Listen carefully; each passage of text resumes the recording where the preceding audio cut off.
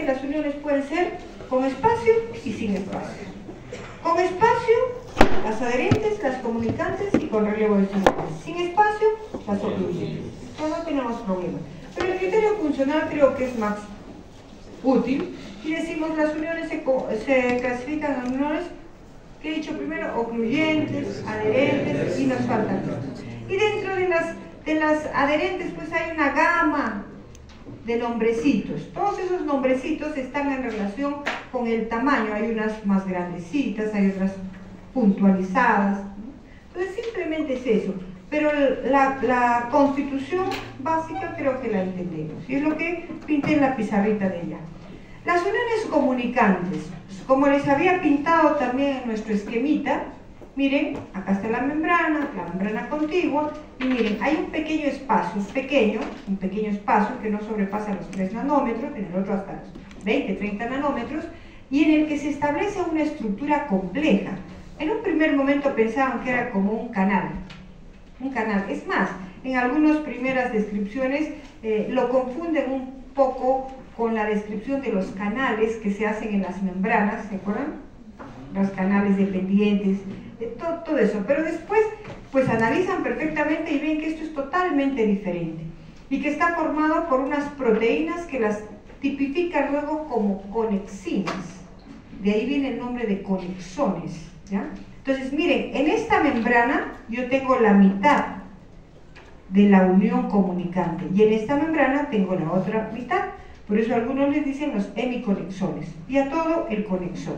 ¿Por qué está formado este conexón? Está formado por 6 proteínas que se llaman conexinas, 6 proteínas.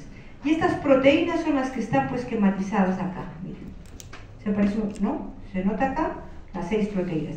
Y estas proteínas, miren, tienen una disposición muy curiosa. O sea, si yo afronto mis dedos, pues vemos ahí un espacio, pero si yo los giro, cierro el espacio.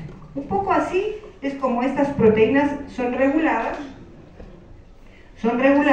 y se abren y cierran para regular el paso de sustancias y mantener la comunicación eléctrica y metabólica entre célula y célula.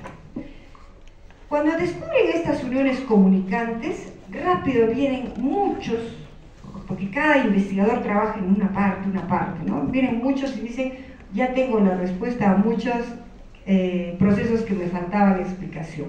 Por ejemplo, ¿cómo creen ustedes que cuando llega una niña a los 13 años aproximadamente, las células, el folículo empieza su proceso de maduración, reinicia la ovogénesis que empezó antes del nacimiento, ¿se acuerdan, no? Antes. Se detuvo y luego reinicia. Y ya llega un momento en que sigue creciendo el folículo, un grupo de folículos primordiales se transforman a primarios, secundarios y maduran para salir en la ovulación. ¿Cómo creen? ¿Magia? No, comunicación.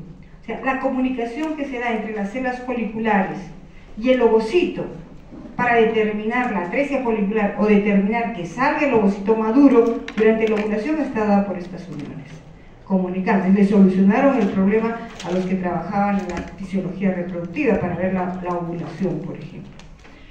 A otros que le solucionaron el problema, pues, nosotros sabemos que el hígado es la víscera más grande, ¿cierto? Cuando se daña el hígado por una cirrosis, eso es irreparable, ¿cierto? Pero si por desgracia tenemos un accidente y me golpeo toda esta zona, como es la víscera más expuesta, daño gran sector del hígado y el cirujano logra extirpar todo el tejido dañado y dejar un pedacito así de hígado. Un pedacito así de hígado. De ese pedacito se regenera todo el órgano. ¿Y cómo? Si las células del hígado no se dividen, ya van a ver en ciclo celular, se dividen muy lentamente. O sea, no se dividen. Pero si me daño, esas células empiezan a dividirse alocadamente hasta que regeneran el órgano. ¿Qué encontraron? Que en esos pacientes que tenían un pedacito de hígado, las conexinas, o sea, los genes que determinan la fabricación de las conexinas, se disparaban. ¿Qué quiere decir? Que las células empezaban a formar conexiones, pero al por mayor, de tal manera que todas las células se comunicaban y se regeneraba ese órgano. Miren, sea, ¿para qué sirvió el conocer esto, no? Entonces, miren, el nexo es otro nombre que se le da a los conexones o uniones gap, también gap junction, ¿no? Nexo o unión comunicante también. Es una unión intercelular, ahí está, localizada entre dos membranas en las que existe un pequeño espacio, 2, 3, 4 nanómetros. Intervienen conductos llamados canales, mal llamados, así se les llamó, caracterizados por tener un dinamismo, justo lo que les dije, cuando están abiertos están así, y cuando están cerrados giran y se cierran, ¿no? Y son dependientes también de calcio, por eso dice caracterizada por la dinámica de remodelación, formación y desacoplamiento. El ejemplo que les puse del hígado, justamente dice formación, o sea, aparecen cantidad. Si había 10, digamos, conexiones entre un hepatocito y otro hepatocito, en el daño aparecen 100. Entonces se comunican, imagínense, eso pues vida, ahí seguimos viviendo. Que dice acá, formación de canales de comunicación intercelular, conexones y conexinas. Ya sabemos qué son los conexones, ya sabemos qué son las conexinas. Los conexones están formados por 6 proteínas transmembranosas, tipo conexina, acoplados, delimitando luz virtual, como he puesto mis dedos, extremo extracelular con gran avidez por acoplarse a sus homólogos y determinan un canal hidrofílico. Abre o cierra por un ligero giro de las conexinas. Ahí como está haciendo sus deditos, así es como funcionan las conexinas. ¿Qué son las conexinas? Son las proteínas transmembranosas que en número de 6 forman esta estructura. Un hemicanal, por eso dije hemidesmosoma, una en una y otra en la otra. ¿Cierto? Ahí está, ya. Con esto pues ya no se van a olvidar. Miren las flores bellas con 6 pétalos, miren, cerrado, abierto. O sea, miren, así funciona. Eso pasa en nuestro organismo, todo está moviéndose, todo está... A veces nosotros estamos quietos, pero todo sigue funcionando, ¿no? Eso es lo que tienen que entender, esa es la diferencia del profesional médico, conoce tanto que puede explicar por qué estamos vivos y por qué nos enfermamos. ¿Cuáles son las funciones de estas uniones comunicantes? Acoplamiento, ya lo dije. Acoplamiento eléctrico entre las células excitables, también se da. Coordinación entre células hepáticas, el ejemplo que puse. Ovocitos y células foliculares, el ejemplo que puse. Regulación de la permeabilidad intercelular ocurre por cierre de canales. La célula acoplada sufre cuando una célula sufre alguna lesión y hay alteraciones en el transporte de calcio, entonces es bien peligroso, porque se empieza a pasar sustancias y todo, se pierde el equilibrio. Para impedirlo, el aumento de calcio citoplasmático, se cierran los conexones, ¿no? Entonces, ahí están las funciones de las uniones comunicantes, nuevamente, intercambio de iones, acoplamiento eléctrico, coordinación funcional, creo que está repetido, ¿no? El otro tipo de uniones que tenemos son las uniones con relevo de señales, y en ese, el ejemplo clásico es este, la sinapsis. Por supuesto que miren chicos, si yo estoy hablando del contacto que se establece entre el axón y el soma, el axón y la dendrita, el axón y el propio axón, esos son sinapsis, pero sin embargo, para que ustedes no pierdan la perspectiva, miren lo que hay. Es una membrana y otra membrana, y ahí se establecen, miren qué uniones son las comunicantes, de tal manera que los mediadores químicos que se desplazan desde el soma neuronal, viajan a través del axón y son exocitados a través de la membrana, caen acá y pasan a la otra, generándose todo el acoplamiento eléctrico entre una célula excitable, ¿no? La función principal de este tipo se da con relevo de señales, como dicen, ¿no? Relevo, ¿por qué? Porque sale acá al medio y luego vuelve a ingresar acá, desencadenando todo un proceso, ¿no? Sinapsis química entre neuronas y neuronas y el músculo, la placa neuromuscular. Todo esto que estoy mencionando lo vamos a volver a retomar, pero con mayor detalle cuando hagamos histología, ¿no? Cuando hagamos histología y hablemos de los tejidos, entonces ya no les van a volver a explicar esto, simplemente les van a decir, la placa neuromuscular, hay una unión con relevo de señales donde se produce tal cosa, este axón está haciendo contacto con el músculo, por ejemplo, y desencadenando toda la despolarización y toda la contracción muscular, y ahí entran a tallar las sarcómeras y todo lo demás, ¿no?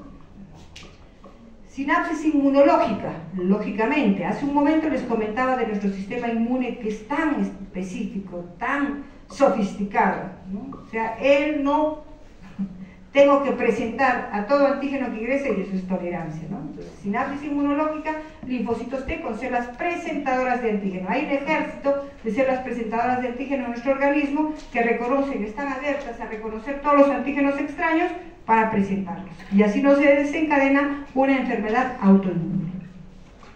La unión ligando-receptor, esto también lo han tratado en membrana, pues hay variedad, ¿no?, de ligandos en las glándulas, por ejemplo, como las secreciones que se producen a nivel de la hipófisis y viajan a través del torrente sanguíneo, saben, ¿no? Una gonadotrofina no se me queda en la tiroides ni se me queda en el timo. ¿A dónde va? A las gónadas.